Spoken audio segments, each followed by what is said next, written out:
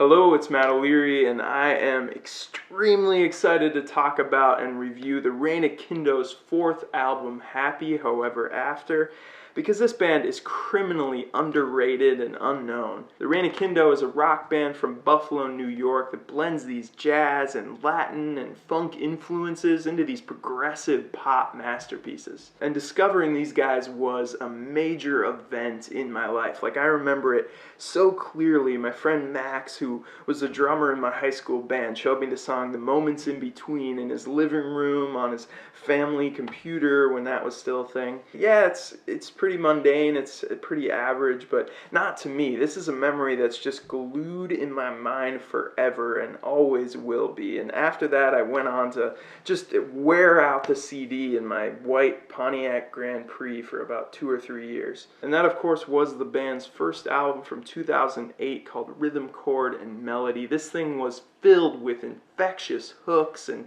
unexpected structural shifts and just overwhelming creativity. And the visceral experience of that album, what you're going to notice right off the bat is this just silky and smooth and creamy sheen that the music has. So it's very similar to a lot of the British piano-driven stuff like Coldplay or like Keen or something. It's very Christmassy in that way. Like, I think this music sounds best in December. So it's pleasant and it's agreeable, but it's also just hundreds of miles ahead of those bands I mentioned in terms of musicality and technicality. And that's why they're signed to Candy Rat Records, which is known for their virtuosic guitarists. The Reign of Kindo just packs so much into every song, but in the most tasteful of ways. Like, they're amazing at their instruments, but they're also fantastic arrangers that lead you through the emotional ups and downs of a song dynamically and thoughtfully. So this combination of an effortless and sweet and bright sound with a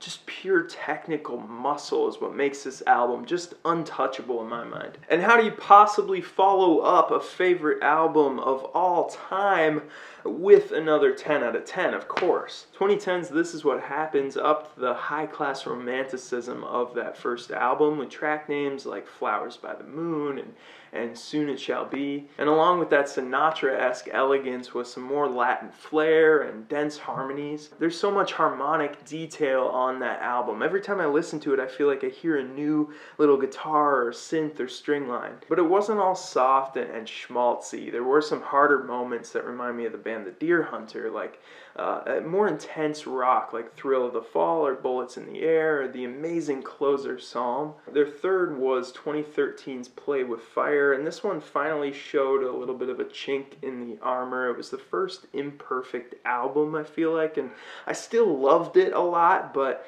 some of the sentimentality of it was a little corny, and some of the pop was a little bit too sugary. They also put a lot of these heartfelt love songs right next to songs that were angrier and cynical about religious hypocrisy, which made for a kind of bumpy and disjointed ride. I'll have to go back and review some of those albums, including that little EP they put out before anything else, which is just, again, brilliant. But for now, after a 5-year wait, it's Happy However After. The band's decided to go the Patreon route, so they've been releasing a song a month for the past, 15 months, which is a really good way to stay disciplined and stay writing consistently, but it's also a great way to connect with their cult fan base in a more intimate way.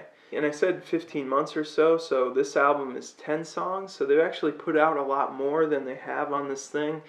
So they should have another one in the oven for next year. But this album's just immediately information overload with human convention, which just throws everything at you, including the kitchen sink. First off, this vocal melody is straight off of another song of theirs called One Man Parade. We're kind of far away from the warm acoustic piano sound of Rhythm, Chord, and Melody. This one has synth and production flair all over it. The echoing spaciness of the opening eventually bursts into a barrage of funky instrumentation that sputters along with just impossible to count transitions. Bump, bump, bump, bump, bum bum bum bum bum bum bum bum bum bum bum bum. Every instrument's just flying at full speed, and it all builds to a climax on the bridge with hand drums and triumphant horn solos. The speed and the funkiness of it really reminds me of the band Dirty Loops from Sweden.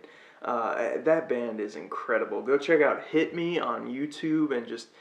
This opening track really sets your expectations for a higher energy and more immediate album. But then they just pull the rug out underneath and go into this more reflective, soft jazz ballad. Along with the piano, it's Joey's heartfelt, velvety croon that's kind of the defining feature of this band. But his lyrics, from time to time, have suffered a little bit from being a little cliche or, like I said, just a little sappy or overly sentimental. What I found is golden, set sail in a dream, waves upon the ocean, beneath skies serene. He's been known to say words like serene and heartbreak and springtime and rhyme stuff like asunder and wonder, so... you know. But you can't deny the rich, milky tone and just reckless abandon with which he sings every single note. Catch a Gleam is a perfect example of that. I love the bridge in this song. It gives us a fresh new melody, and the instruments slowly add layers of harmony. That instrumental is pure prog bliss with their classic clean guitar vibrato and string flourishes to boot. And that chorus, man, is unbelievably good with that bass part that's so low you can barely hear the pitch, but I think it starts on an E flat, which just comes so unexpectedly. To an untrained ear like mine, I feel like most of the subtleties of the progressions can almost go unnoticed. Like, I can tell when there's something weird or something jazzy going on, but explaining that technically is impossible. Like on the third and last chorus on this song, my favorite moment by far on the album, when the chords change up and so does Joey's vocal line, and all of a sudden we get this never-ending chromatic ascension. You got fluttering pianos and vocal harmonies that sound like hydraulic leaks panning back and forth.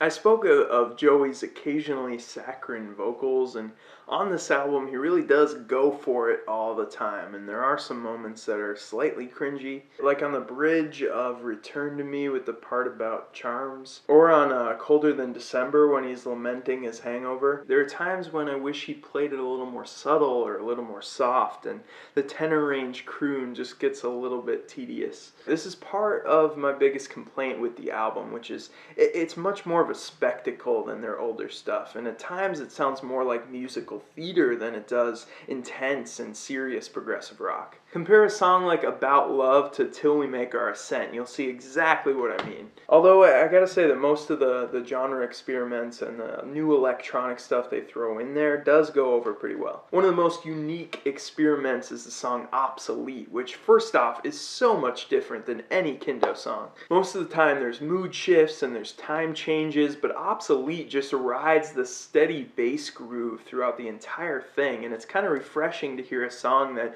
instead of jumping from place to place, just kind of goes on this more repetitive groove. I can't get enough of those vocoder vocals at the end, just chilly. You got all these incredible musicians in the band, but I feel like the drummer, Stephen Payton's, always really shined in their music, and he definitely does that on this album. He never really overdoes it, but I feel like he's the unsung hero of songs like Let Me Be or City of Gods. Overall, this album is kind of a career move that reminds me of Sid Arthur's recent album, Apricity. It's definitely more immediate and poppy than anything they've done, with snappy hooks on Smell of a Rose or December. It's less ecclesiastical than their last album, but definitely just as focused on the metaphysical. And it does sacrifice a little bit of the intensity and the wistfulness of their original sound, but it's also just filled with detail, and it's definitely the most sophisticated and intricate pop music you're gonna hear. You could really break down every single track on the album and really dissect it, but